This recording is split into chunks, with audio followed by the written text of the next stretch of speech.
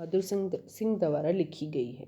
जो कि एक हिंदी के सुप्रसिद्ध कवि हैं, जिन्हें कोमल भावनाओं का कवि भी कहा जाता है। इन्होंने इस कविता में एक छोटी सी 10-11 साल की लड़की के द्वारा चांद के बारे में, चांद के अलग अलग रूपों के बारे में बताया है। एक छोटी सी 10-11 साल की लड़की चांद से कहती है, आप बहुत गोल नज़र आते हैं, आप गोल मटोल हैं लेकिन थोड़े से तिरछे नज़र आते हैं, आपने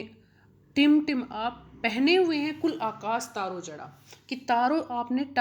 टिमटिमाते तारों से जड़ा हुआ पूरा सारा आकाश ही वस्त्रों के रूप में पहन रखा है। सिर्फ अपना गोल मटोल मुंह, आपका सिर्फ गोल मटोल मुंह दिख रहा है, सारा जो आपका शरीर है वो आकाश रूपी वस्त्रों में छिप गया है, सिर्फ गोरा चिट्टा गोल मटोल मुंह आपका खुला हुआ दिख रहा है, और आपकी पोशाक ऐसा लग रहा है जैसे सारी दिशाओं में फैली हुई है।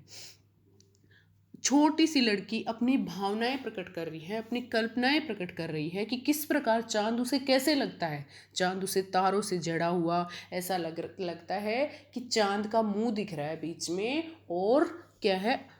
तारे जैसे तारे उसके वस्त्र, आकाश रूपी वस्त्रों में उसका सारा शरीर छिपा हुआ है। वो फिर कह रही है कि अपनी पोशाक को आप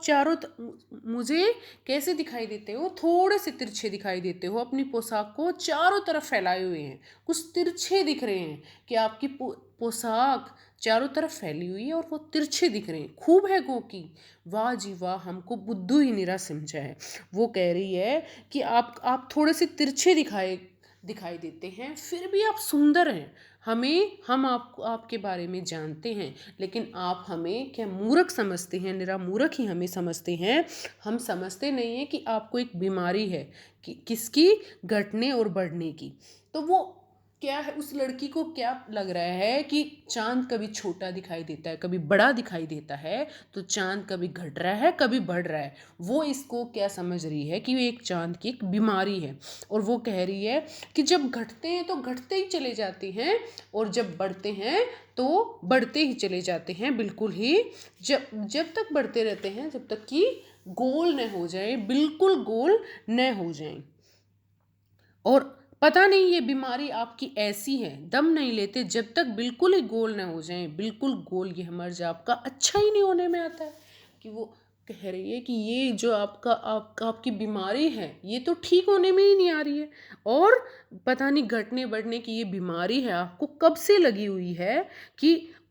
उस लड़की को ऐसा लगता है कि ये बीमारी चांद की घटने बढ़ने की पता नहीं कब से लगी हुई है, और ये ऐसी बीमारी है जो ठीक भी नहीं हो रही है। इसमें एक छोटी सी लड़की के माध्यम से चांद के घटने बढ़ने के बारे में कवि ने बताया गया है कि किस प्रकार लड़की को चांद कैसा लगता है, कि आकाश रूपी वस्त्रों से, तारों से भरा हुआ, और उसका गोल मटोल मुंह उसको दिखता है, और वो उसकी घटने बढ़ने को उसकी बीमारी समझ रही है। फिर वो